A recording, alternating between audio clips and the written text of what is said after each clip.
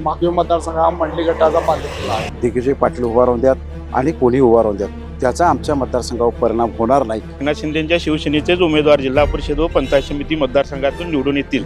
25 वर्षे इथला कुठलाही उमेदवार दिला तर मंडली गटाने संजय दादांनी दिला, मंडली साहेबांनी दिला तर तो विजयच होतोय. ही जी काही हिरवाई दिसते, हा जो काही कारखान्याचा परिसर दिसतोय, हा शाश्वत स्वरूपाचा विकास फक्त आणि फक्त मंडलिक साहेबांनी त्यांच्या विचाराने झाला. जिल्हा परिषद आणि पंचायत समितीच्या निवडणुकीच्या पार्श्वभूमीवरती मी आता शिंदेवाडी यमगे तालुका कागल या ठिकाणी आलेले आहेत आणि इथले काही ग्रामस्थ माझ्यासोबत आहेत आणि त्यांच्याशी आज आपण थेट बातचीत करूयात. तर काका, मला सांगा की सध्या आपल्याकडं निवडणुकीची पार्श्वभूमी आहे आणि आपण बघतोय की आपल्याकडची राजकीय समीकरणं बदलत आहेत आणि आपल्याकडे हा एक मतदारसंघ जो आहे म्हाकवे जिल्हा परिषद आणि पंचायत समितीचा, तर तो एक नवीन वाढलेला आहे. काही गावं पण याच्यामध्ये समाविष्ट झाले आहेत. काय वाटतंय? हा जुना चिखली मतदारसंघ होता.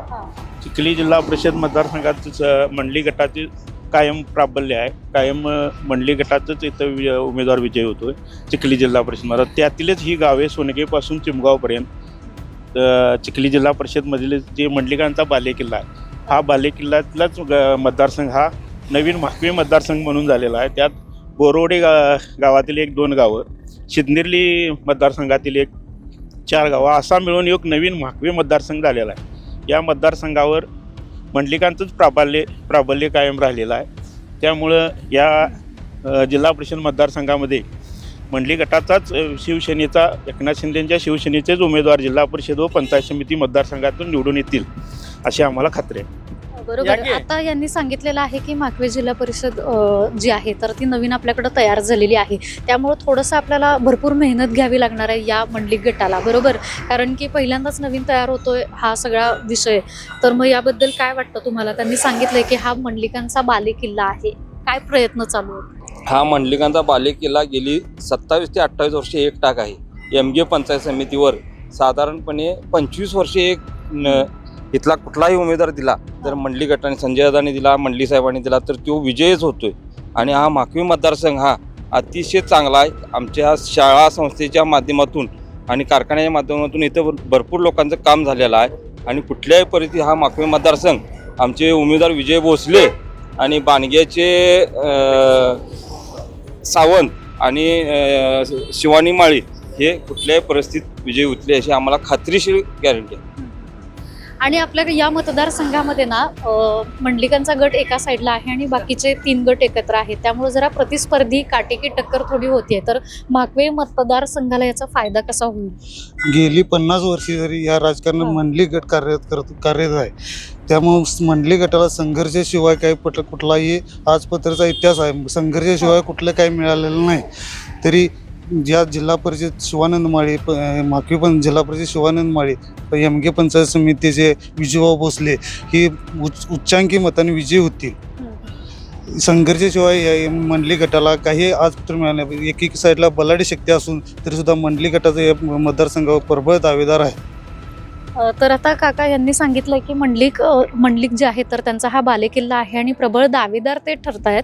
तर मग आपल्याला विकास कामं सुद्धा तितकीच महत्त्वाचे आहेत. तर तुम्हाला त्यांच्याकडून काय अपेक्षा आहेत? मुळात स्थानिक स्वराज्य संस्था असतात. हा विकास ग्रामीण भागाचा विकास करण्यासाठीचा मोठा दुवा असतो. हा दुवा जर आपल्याला साध्य करायचा असेल तर खूप चांगल्या विचारांची माणसं राजकारणात आणि त्यांच्याकडे नेतृत्व असावं लागतं. 1960 पासून मंडलिक साहेब म्हणजे नुसती व्यक्ती नाही तर ते खूप मोठा विचार आहे.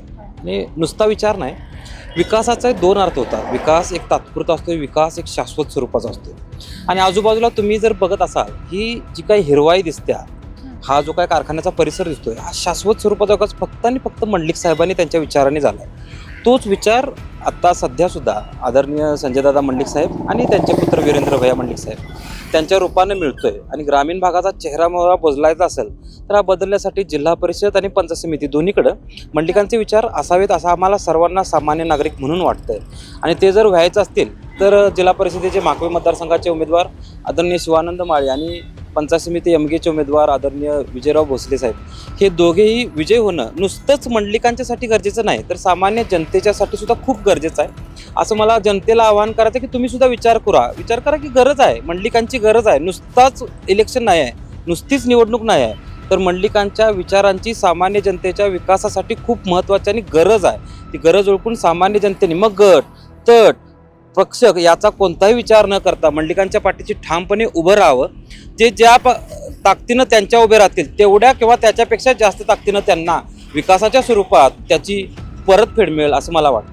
नक्कीच. आणि गट तट आणि संघर्ष जो आहे तर तो आपण सगळ्यांनी बघितलेला आहे. मंडलिकांना आजवरती संघर्ष केल्याशिवाय काहीच मिळालेलं नाही आहे आणि आता हा मतदारसंघ जो आहे तर तो नवीन तयार झालेला आहे. तर तुम्हाला काय वाटतंय?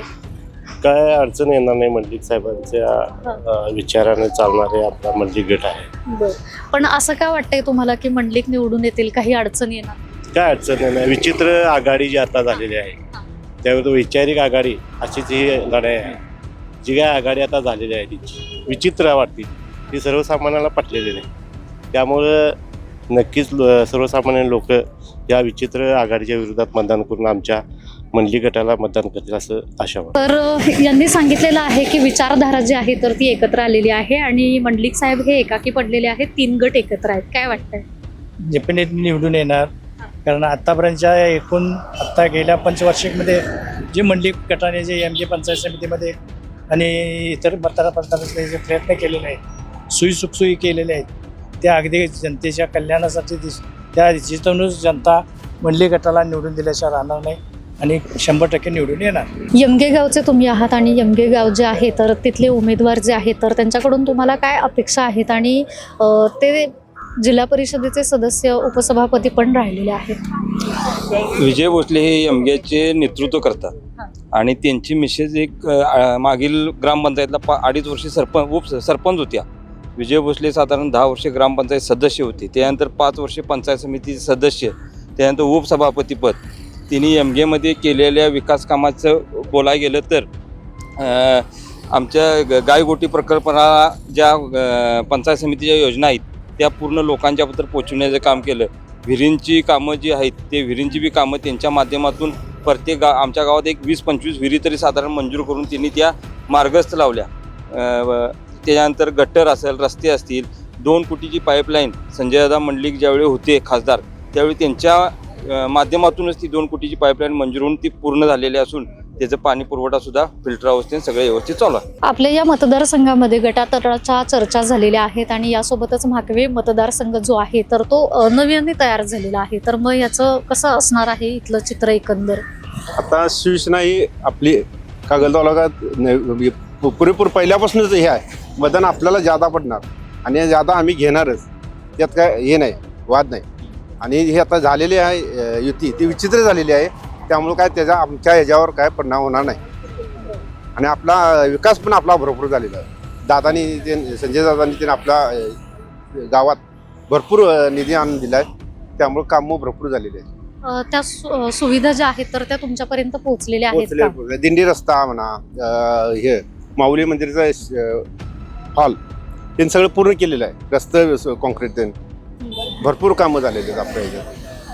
त्यामुळे तुम्हाला असं वाटतं की मंडलिकांचा गट हा निवडून सगळी उमेदवार सगळे निवडून येणार. या भागामध्ये आपल्या जिल्हा परिषद मतदारसंघामध्ये आपण बघतोय की बंडखोरी होताना दिसलेली आहे. दिग्विजय पाटील जे आहेत तर ते सुद्धा अपक्ष लढत आहेत. काय परिणाम होतो याचा? सदाशिवराव मंडलिकांच्या विचाराचा आम्ही पायक असल्यामुळे बंडखोरी आमच्या 5वीला पोचलेलं आहे. अनेक वेळा बंडखोरी झालेल्या आहेत. त्या बंडखोरी थोपवण्याचं काम मंडलिक पार्टीच्या लोकांनी केलेलं आहे. दिग्विजय पाटील उभा राहून द्यात आणि कोणी उभा राहून द्यात, त्याचा आमच्या मतदारसंघावर परिणाम होणार नाही. प्रत्येकाची बाजू, प्रत्येकाचं गट, प्रत्येकाचं मतदान ठरलेलं आहे. त्यामुळं ह्या मतदारसंघात सदाशिवराव मंडलिक, संजय मंडलिक आणि परिवारांच्या वतीनं शिंदेसाहेबांच्या धनुष्यबाण ह्या चिन्हावरती आम्ही निवडणूक लढवतो.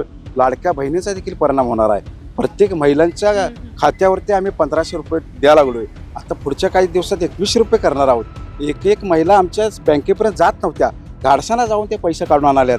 त्यांच्या प्रपंचामध्ये चांगली मदत झालेली आहे. त्या मदतीचा उपयोग आम्हाला होणार आहे आणि भविष्यामध्ये हीच शिदोरी घेऊन आम्ही विकासाची गंगा प्रत्येकाच्या दारापर्यंत जाणार आहे. तर 1500 जमा करावलोय, 2100 होणार आहेत म्हणून परवा घोषणा केलेली आहे. त्यामुळे दिवाळी साजरी करणाऱ्या महिला आमच्या धनुष्यबाणाला विसरणार नाहीत आणि जास्तीत जास्त मतदान करून धनुष्यबाण हे चिन्ह ह्या मतदारसंघात विजय होईल अशी मी खात्री देतो. योजना ज्या आहेत तर तुम्ही त्याचे लाभार्थी आहात का? घरात आमच्या 2 महिला लाभार्थी आहेत.